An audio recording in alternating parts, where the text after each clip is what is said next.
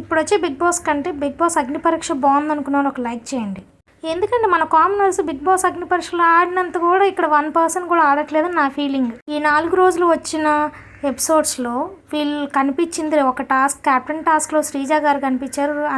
And good విషయం highlight అవ్వడం తప్ప వీళ్ళంతటి వీళ్ళుగా ఒక ఓన్గా స్కిట్ కానీ ఎంటర్టైన్మెంట్ కానీ వీళ్ళు ప్రూవ్ చేసుకోవడం కానీ ఇండివిజువల్గా ఏం చేయలేదు.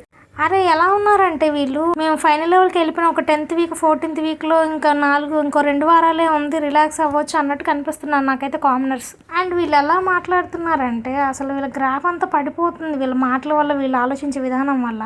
సంజన గారు టాపిక్ తేకుండా నేను వీడియో చేద్దాం అనుకుంటున్నాను, కానీ ఆవిడే టాపిక్ అవుతున్నారు. వీళ్ళందరూ కలిసి ఆవిడని హైలైట్ చేస్తున్నారు. యాజ్ అ క్యాప్టెన్గా ఆవిడ అంటారు, నేను కొన్ని టాస్క్లు ఇస్తాను, మీరు దాన్ని స్కిట్ రూపంలో ఎంటర్టైన్ చేయండి, ఆ టాస్క్లు చేయకపోతే పోటీగా తీసుకోండి, మీకు ఏమైనా అన్కంఫర్టబుల్ ఉంటే నేను మళ్ళీ దాన్ని సార్ట్అవుట్ చేస్తాను, టేక్ ఇట్ యాజ్ స్పోర్టివ్గా, మనకు ఆపర్చునిటీ ఉంది, ఆల్రెడీ ఒక లాంగ్ వీడియో చేశాను, go and check it once.